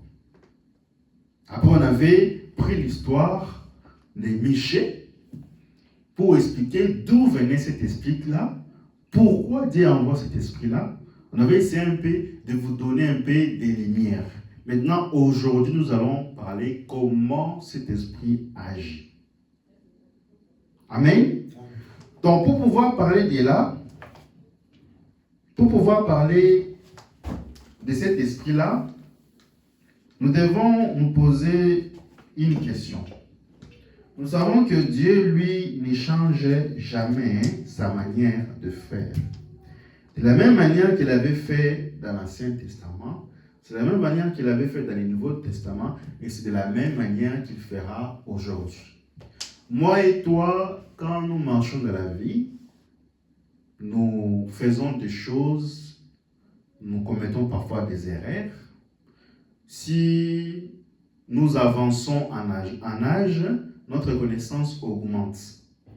Donc la capacité intellectuelle que tu avais aujourd'hui n'est pas comparable à la capacité que tu avais il y a de cela 10 ans. Il y a des décisions que tu pouvais prendre aujourd'hui qu'à l'époque, tu ne pouvais pas prendre. Parce que chaque jour que nous avançons en âge, chaque jour, nous avançons en intelligence. Amen. Et notre Dieu, lui, ne devient pas intelligent chaque jour. La première décision de Dieu est toujours la bonne. Quand il prend une décision dans la Bible, dans ta vie, sache qu'il ne changera jamais. Parce que la décision de Dieu est toujours parfaite pour du bon. Voilà pourquoi Dieu ne change jamais sa manière de faire. Voilà pourquoi quand vous lisez Hébreux 13:8, la Bible dit qu'il est le même hier, aujourd'hui et éternellement. Amen. Donc pour pouvoir comprendre cet esprit-là des chauves-souris, partons dans l'Ancien Testament. Après, nous allons passer au milieu de la Bible et finir en Apocalypse, si on a le temps. Nous allons prendre l'histoire de Moïse.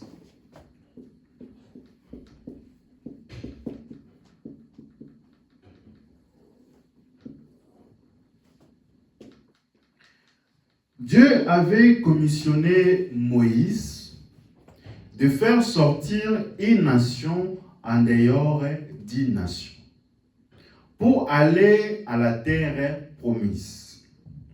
Amen. Ils étaient sortis plus de 2 millions de personnes. 2 millions. Et parmi les 2 millions, il y avait aussi des gens qui ont suivi la foule. Il y avait des gens aussi qui n'avaient pas suivi Moïse parce que Dieu leur avait donné la commission, parce qu'ils étaient mariés avec les Égyptiens, ils étaient mariés avec les Hébreux, ils étaient mariés avec les enfants d'Israël. Donc ils ont profité de sortir.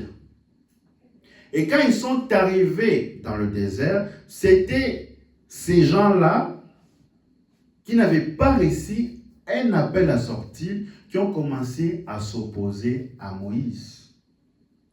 Ils ont commencé à se moquer de Moïse. Moïse, nous étions nous très bien en Égypte. On mangeait bien nos repas, les poulets, on mangeait bien. Toi, tu nous as amenés ici dans le désert pour mourir. Donc, c'était eux qui étaient le premier à se révolter. Maintenant, Dieu savait que parmi ces 2 millions, ce n'est pas tous qui sont des enfants de Dieu. Il y avait aussi les enfants des Caïns qui étaient là. Comme la Bible nous apprend, depuis la Genèse, Dieu a dit, je mettrai une amitié entre ta descendance et la descendance du serpent.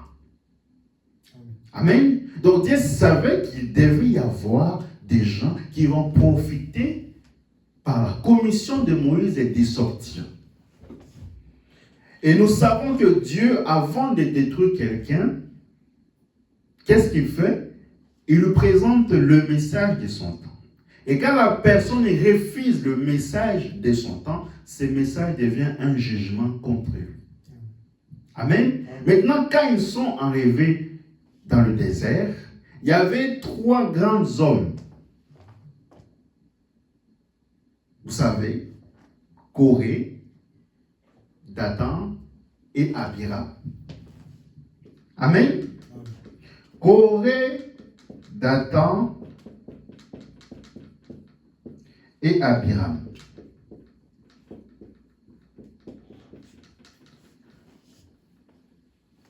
Ces gens-là, Dieu les avait envoyés un esprit d'égarement. On n'avait pas eu le temps de le lire tout au début de la prédication. C'était pour gagner du temps.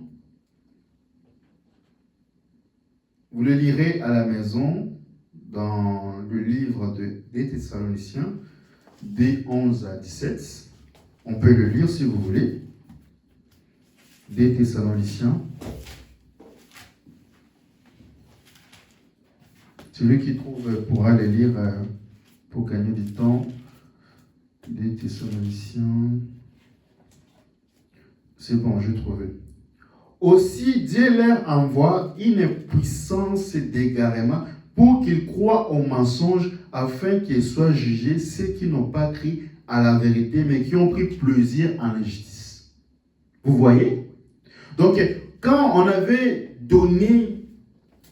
répondu à la première question de savoir d'où vient cet esprit-là, on avait pris l'exemple de Michée. On avait dit que quand Akab avait refusé d'écouter Michée, un esprit se présentant devant l'Éternel, il a dit, envoie-moi, je vais mettre un esprit de mensonge pour égarer ces gens-là. Et c'est exactement ici. Donc parmi ces 2 millions, Dieu devait sélectionner ses enfants. Maintenant, un esprit est entré dans Corée, est entré à Dantan, est entré d'Abiram pour se révolter. Ils ont commencé à regarder Aaron et Moïse. Comme c'était des sacrificateurs, ils avaient beaucoup de privilèges. Ils ont commencé à se révolter. Ils ont dit, est-ce Moïse, toi tu es le seul, est-ce que tu es le seul à faire les sacerdoces? Est-ce que tu es le seul que Dieu parle? Amen. Donc ils ont commencé à s'opposer à Moïse. Comme Corée était le cousin de Moïse, Moïse a appelé Corée pour pouvoir parler. Il a dit qu'il ne puisse pas avoir des problèmes entre moi et toi parce que nous sommes frères. Corée a refusé. Amen. Donc, ils se sont réunis, ils ont rassemblé 10 à 50 soldats pour se révolter. Et Dieu a envoyé une puissance d'égarement. Donc, les gens qui avaient quitté l'Égypte pour aller vers Canaan, ils ont suivi la voie de Corée et c'était la voie de la perdition. Vous voyez? Donc, c'est exactement aujourd'hui. À l'époque, ils avaient quitté 2 millions, mais combien ont entré? 2 personnes. Et tous les enfants qui étaient nés dans le désert. Il y avait Jacob, il y avait, Josué et Caleb, qui étaient entrés à Canaan. De 2 millions à 2. 1 sur 1 million. Vous voyez la sélection de Dieu. Amen. Amen. Donc Dieu, à l'ère où nous vivons, est en train de sélectionner ses enfants. Nous lirons le prophète quand nous allons finir de donner l'illustration, où le prophète dit que dans chaque génération, Dieu envoie un message, et quand il envoie un message, il avait prédestiné certain nombre de gens qui vont croire à ces messages-là. Donc ne vous attendez pas que tout le monde puisse croire exactement comme nous. Non. Amen. Amen. Maintenant, c'est exactement aujourd'hui, à l'époque où nous vivons.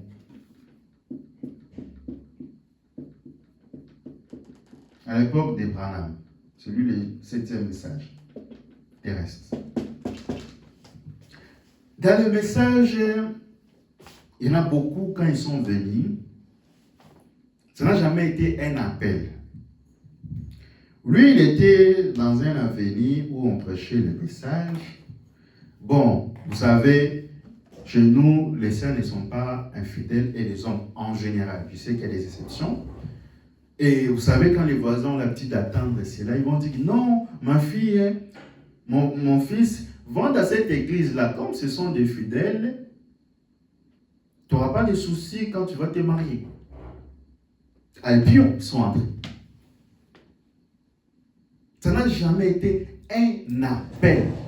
D'autres, par les moyens des dons, je vais aller là-bas, on va prophétiser pour moi. Quand on prophétise pour lui, on commence à lui détailler sa vie. Tu étais né dans telle ville, tu étais né dans telle cité, tu as fait ceci dans ta vie. Ah bon, amen. Il est entré dans le message. Or, la Bible nous apprend que nul ne peut venir à Dieu sans que Dieu l'appelle premièrement. Et quand Dieu t'appelle, il pourvoit à un moyen d'appeler ses enfants. Amen. Donc ces gens-là ont suivi la foule. Mais vers les soirs, chacun de nous rentrait chez lui. Amen. Donc Dieu va aussi susciter des gens comme Corée, Dathan, Abiram, qui vont s'opposer à ce que Branham a dit. Est-ce que Branham était le seul à être prophète? Moi aussi, je suis prophète. Oh non, quand les prophètes ont dit ça, c'était sa position. Il a commis l'erreur, on peut les jeter à la foule. Alors que dans la Bible, quand un prophète commet une erreur, c'est aussi la parole. Abraham avait commis les erreurs ici, non? Quand il était allé devant Abimelech, il avait menti. Il a dit que Sarah était sa fille, c'était sa sœur. Est-ce qu'on avait affiché ça dans la Bible? C'était une erreur. C'était un péché, mais pourquoi on a gardé? On a laissé ça dans la Bible. Parce que l'erreur d'Abraham, c'était aussi la parole. Quand nous parlerons en détail, on saura pourquoi Dieu avait laissé ça dans la Bible. Amen. Amen. C'est important pour que vous puissiez avoir une vision à 360 degrés. Donc, dans notre génération, ça va se passer de la même façon. Parce que vous savez, quand nous rentrons à la maison, quand on arrive vers 17h, vous allez voir qu'il y a plus de circulation. Surtout quand vous partez à Paris, il y a beaucoup d'embouteillages vers 17h parce que les soirs, quand les gens rentrent du boulot, chacun essaie de retourner là où c'est situé sa maison. Et c'est exactement aujourd'hui, dans ce temps d'histoire que nous vivons, où chacun essaie de retourner là où il était venu. Rappelez-vous, le prophète nous a donné, quand il avait vu la vision préalable, que l'épouse était passée 2 fois. La première épouse est passée, la seconde est passée, mais il y avait parmi les épouses qui passaient, ils étaient un nombre de 12, il y avait certaines épouses qui voulaient sortir des rangs. Le prophète a voulu les signaler, et la personne qui était à côté du prophète dans la vision, il a dit, ne les signale pas. Ils étaient sortis du rang, ils étaient allés dans la perdition. C'était ces gens-là. On n'a pas le temps de le lire, allez l'écouter dans le chef-d'œuvre, vous le trouverez là-bas, dans d'autres citations. Vous voyez? Donc, vous avez la grâce d'avoir saisi qu'est-ce qu'est le message du frère Branham. Et les autres n'ont pas eu cette grâce-là. Voilà pourquoi aujourd'hui nous voyons certains qui quittent le message, après demain ils reviennent, ils n'ont pas une position fixe de la parole. Amen. Parce que Dieu, quand il vous sauve, il ne veut pas vous perdre. Il ne peut pas vous sauver aujourd'hui et demain vous perdre. Il ne fait jamais ça. Amen. Maintenant, nous allons entrer dans le Nouveau Testament pour pouvoir continuer encore notre histoire. On avait déjà parlé, mais ça sera une autre illustration. Amen. Vous aimez la parole? Amen. Amen. Ne soyons pas comme des Corinthiens. Et quand ils viennent à l'église, s'ils ne sautent pas, s'ils ne dansent pas en esprit, c'est qu'il n'a rien fait à l'église. Il faut qu'ils sautent. Ce qui fait que quand vous partez dans les églises, les gens, au lieu de recevoir le Saint-Esprit, d'autres, ils ont l'esprit des ailes. Dès qu'on dit quelque chose, ils sautent avec émotion. Amen. Mais parfois, on ne comprend pas ce qu'on dit. Voilà pourquoi la Bible dit, ayant la démargaison d'attendre les choses agréables. Quand on prêche la parole, Dieu va te bénir. Amen. Oui, la parole n'y est. ayant la démarche d'attendre les choses agréables et se tourneront derrière les fautes de toi. Vous connaissez le verset. Amen. Maintenant, nous allons parler du ministère de Jésus-Christ. Comment Jésus avait fait pour pouvoir attirer ses enfants. Vous allez voir, c'est la même configuration. Amen.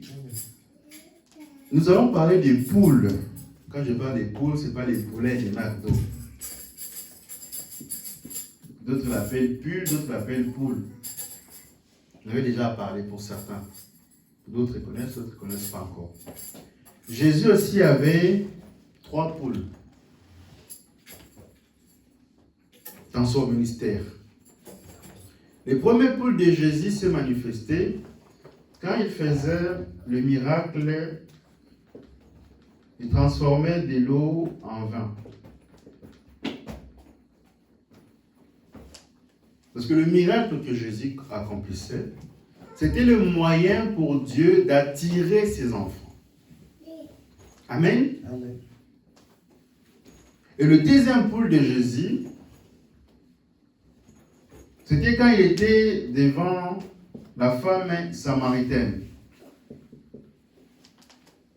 Les dons de discernement.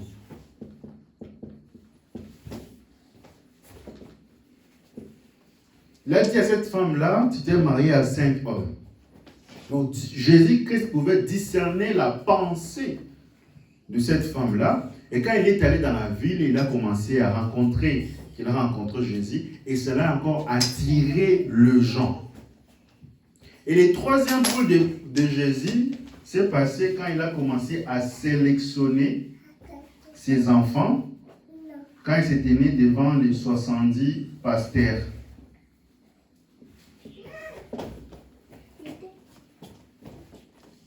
Il les a dit, c'est lui qui ne mange pas ma chair, c'est lui qui ne boit pas mon sang, n'est pas digne de moi. Donc c'était une manière de faire sortir ceux qui n'ont pas été appelés. Et Jésus-Christ a tourné vers les disciples. Vous ne voulez pas partir? Et ils l'ont répondu, à qui irions-nous? Toi seul possèdes la parole de la vie. Donc les 70 prédicateurs qui étaient là ont pris la foule, ils sont partis. Il a dit, nous on savait, c'est un cannibale. Nous mangeons sa chair et son sang. Donc Jésus avait fait ça exprès pour leur donner l'occasion qu'ils puissent s'en aller. Donc vous voyez que dans le ministère même de Jésus, on est passé par le même processus. Et dans ce message aussi, c'est pareil. Écoutons les prophètes. Dieu dévoilé. Amen. Amen. Dans le Dieu dévoilé, le prophète dit ceci, paragraphe 23. Alors, il se pourrait que certains disent, vous voulez dire que Dieu ferait une chose pareille, exprès? Je vais commencer plutôt au paragraphe 26. Non, Dieu dévoilé.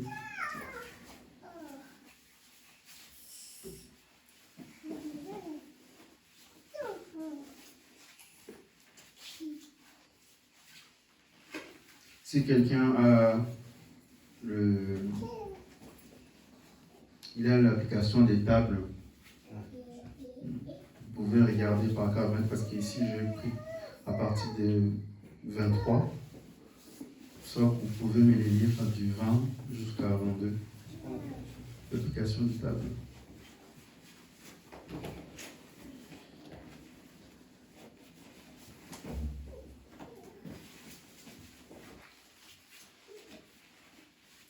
Bon, je vais résumer dans ce qu'il avait dit. Quand vous lisez dans le paragraphe 20, il dit ceci.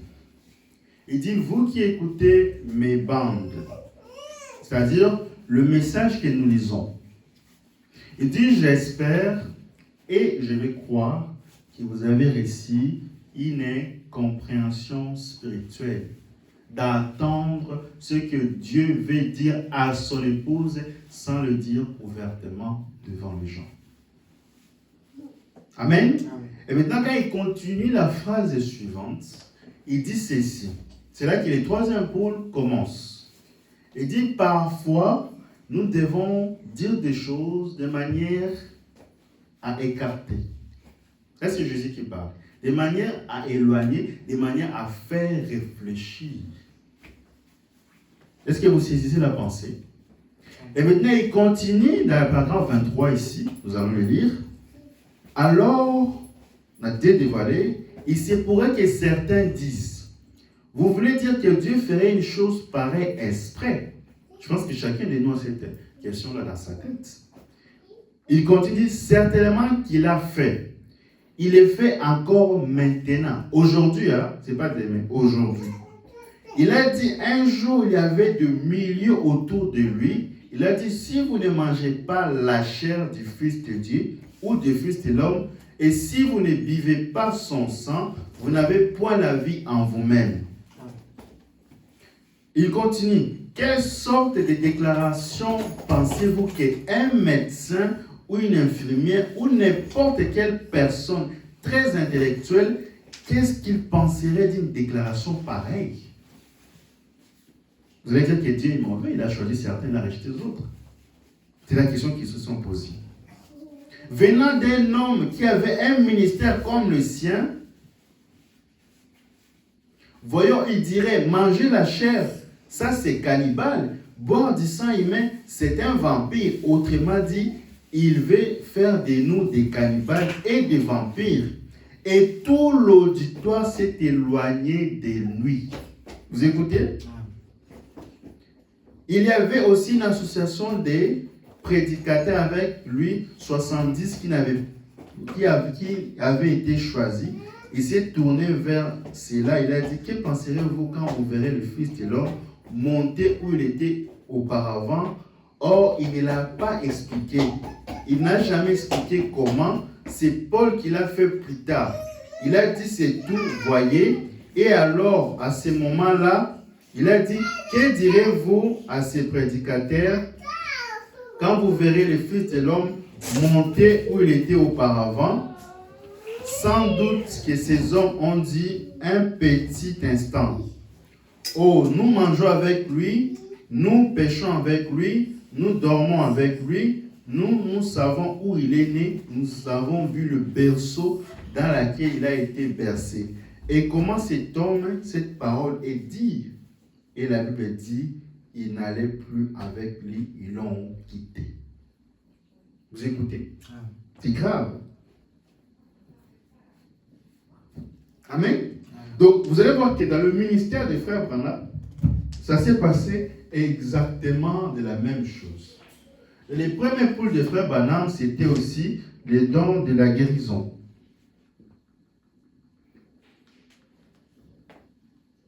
Dans le deuxième pôle des frères Branham, c'est aussi le discernement. Et dans le troisième pôle, c'est là maintenant que Dieu sépare les véritables fils de Dieu et ceux qui ont suivi la foule. C'est là que le véritable message commence uniquement pour les élus. Pas pour tout le monde. C'est pour ça que Jésus toujours dit, ne pensez pas que tous les gens que vous voyez dans les messages là, ce sont eux tous les postes de Dieu. Vous vous trompez. Amen. Parce que dans certaines églises au pays, vous allez voir, elles sont accrochées aux dons. Guérison, discernement, ils sont des champions. Mais quand vous regardez la parole, quand vous regardez la position qu'ils prennent dans la parole, ils sont à 10 millions de kilomètres. Alors que nous savons que la lumière vient à travers un messager dans une certaine région donnée, et cette même lumière se transmet à travers le ministère d'autres personnes qui ont été fidèlement enseignées. Mais, il faut qu'il y ait un mais. Ceux qui sortent, c'est les frères Branham, n'apprenez pas toujours combien il est important de nous dire que ce que le messager a dit. C'est là le piège. C'est là l'esprit des choses sur eux. C'est là qu'il s'assoit. Amen. Amen. Lisons un peu la citation. Quelle est cette attraction sur la montagne? Prêcher le 25 juillet 65.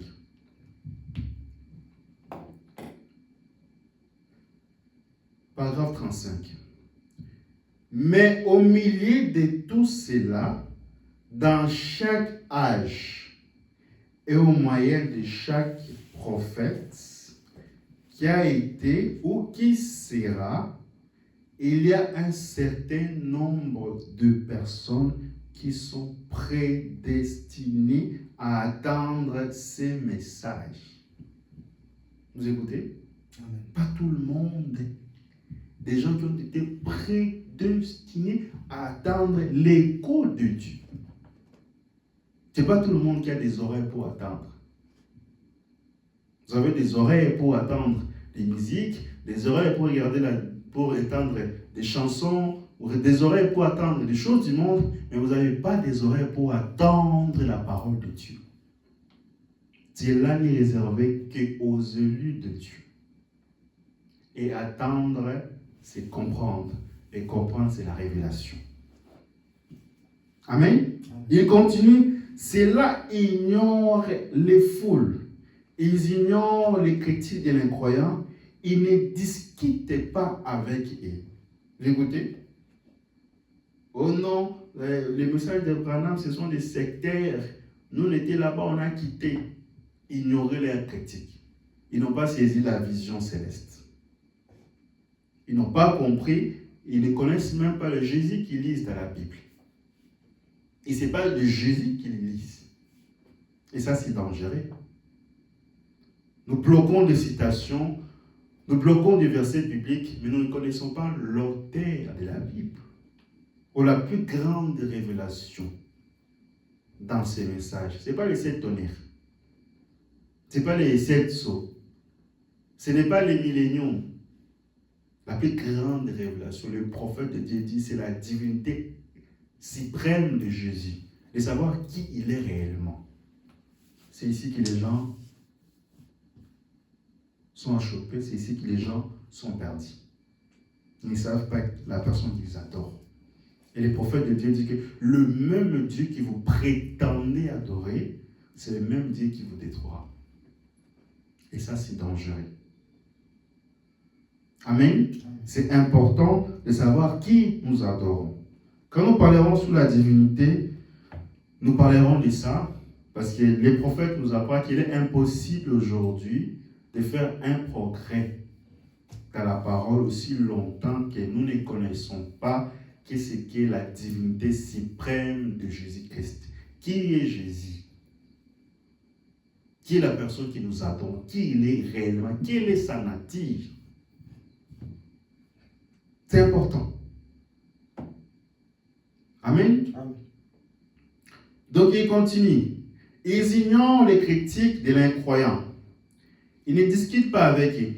Ils ont une seule chose à faire, c'est de croire et de s'approprier tout ce qui peuvent de cela et de s'en imprégner comme Marie qui était assise au pied de Jésus. Vous écoutez? Donc, on aura des exemples à donner. Je ne sais pas si on a encore le temps. Il est quelle heure? 12h32. Il est déjà 12h32.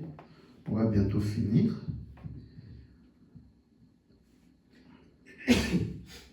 On aura des exemples à donner où on lira les prophètes, où il dit que dans les brochures où nous lisons, les brochures que nous essayons de vous prêcher ne peuvent pas vous sauver. Même la Bible ici, ça ne sauve pas. Dans cette Bible, il y a la vie, dans cette Bible, il y a la mort. Amen. Rappelez-vous à l'époque, il n'y avait pas de Bible à l'époque de Caïn et Abel. Mais pourquoi Dieu avait agréé le sacrifice d'Abel, il a rejeté le sacrifice de Caïn? Parce qu'Abel avait la révélation. C'est la révélation qui tranche tout. C'est la révélation qui vous positionne. C'est la révélation qui vous dit qui vous êtes. C'est la révélation qui vous dit que vous êtes fils de Dieu. Parce qu'avec la révélation, c'est là que Dieu bâtit son Église. Ce n'est pas si la parole d'un homme, ni la pensée de quelqu'un, ni la position d'un ancien, mais c'est la révolution de Dieu qui donne à qui il le veut. Paul a dit, cela ne dépend pas de celui qui court, ni de celui qui veut, mais de Dieu qui fait miséricorde à qui il le veut. Ce n'est pas moi qui donne la révélation. La révélation, Dieu ne donne qu'à ses élus, pas aux fils de Caïn. Vous pouvez être à l'église, venez tous les jours, chaque matin, mais votre oreille est bouchée. Il n'y a que des élus de Dieu qui écoutent, qui savent la volonté parfaite de Dieu. Parce que la Bible dit que mes brebis attendent ma voix. Ils n'attendront pas la voix d'un homme, mais la voix de leur Père. Amen. Donc, priez pour que Dieu se révèle en vous d'une manière personnelle. Nous allons continuer prochainement, où nous allons prendre des exemples. Après, ça sera le dernier jour, où nous prendrons des exemples dans la Bible, comment Dieu avait agi, et dans des citations des prophètes. Pourquoi les prophètes avaient un double langage? C'était pour donner la lumière à certains et aveugler les autres. Amen. Amen. Parce qu'aujourd'hui, vous voyez souvent sur les réseaux sociaux, hein? Oh, le prophète a dit, ceux qui font l'éloge, c'est pas mauvais. Il lit même les citations. Aussi, vous partez, vous lisez la citation Intel, les prophètes en parlaient, les cloques ici, j'ai oublié les titres d'éloge là en question. Et les prophètes n'intensaient pas d'aller communier avec eux. Alors que quand nous le lirons, prenons l'exemple. Alors que quand le prophète parlait de ça, il ne parlait pas dans le contexte dans lequel lui parlait. On aura à lire encore une autre citation. Le prophète a dit de ne pas y aller là-bas. Maintenant, vous allez dire que c'est le prophète qui s'est contredit ou ce sont les gens, par leur propre convoitisme de l'argent, qui prennent des citations dans la Bible, dans les citations des prophètes, pour cacher leur bassesse. Alors que nous savons qu'il y a 3 choses qu'on ne peut pas faire avec la parole. Mal placée, mal interprétée et mal disloquée. Parce qu'au jour du jugement, n'accusez pas les prophètes. Hein? Parce qu'on va vous répéter les 3 choses qu'il ne faut pas faire avec la parole. C'est ta convoitisme qui t'a poussé y aller là-bas, dans les loges. Ce n'est pas la parole. Comme c'est ta nature qui est du monde, tu dois retourner du monde. Donc, ils ont quitté l'Égypte, mais l'Égypte ne les a jamais quittés. C'est dangereux. Veillons sur notre attitude. Soyons aptes à recevoir la parole en tout moment. N'importe quelle circonstance. Amen. Nous allons nous lever pour pouvoir finir mettre une virgule. Et nous allons continuer le dimanche prochain, Dieu voulant. Mon Père, char d'Israël, sa cavalerie, alléluia, sa cavalerie, alléluia, et il s'en va dans la joie, et les écriers, sa cavalerie, alléluia, mon Père, char d'Israël, sa cavalerie, alléluia, sa cavalerie, alléluia, et notre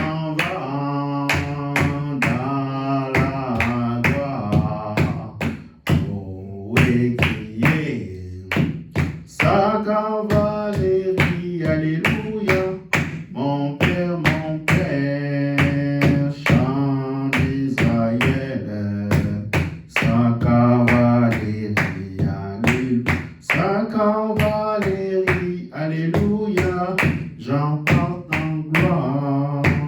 Jésus criait, sa cavalerie, sa cavalerie, alléluia.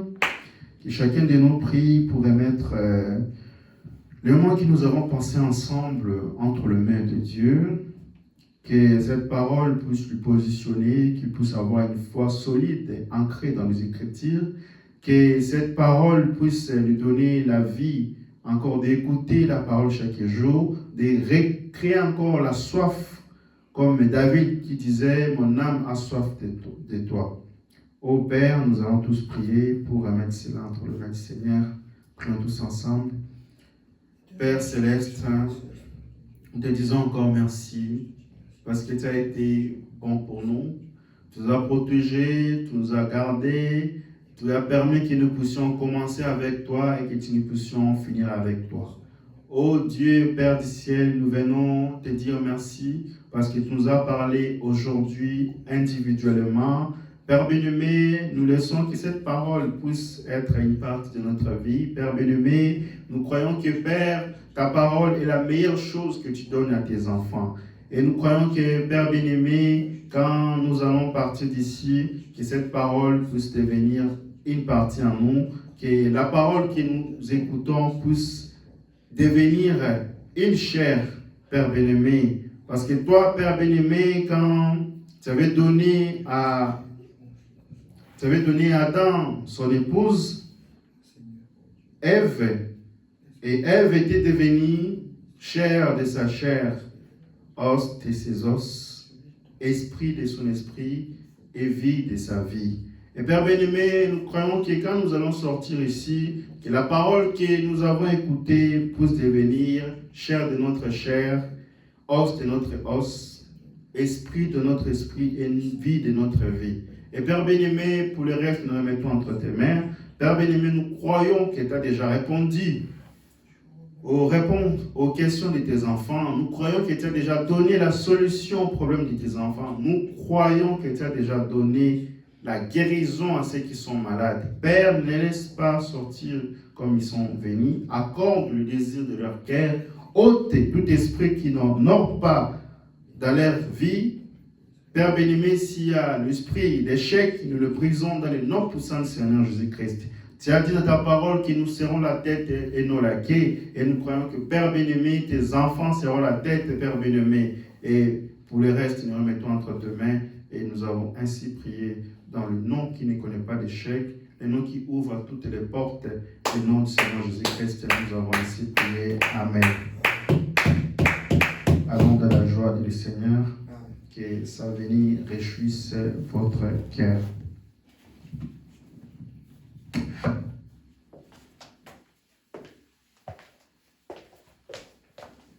Verset 56.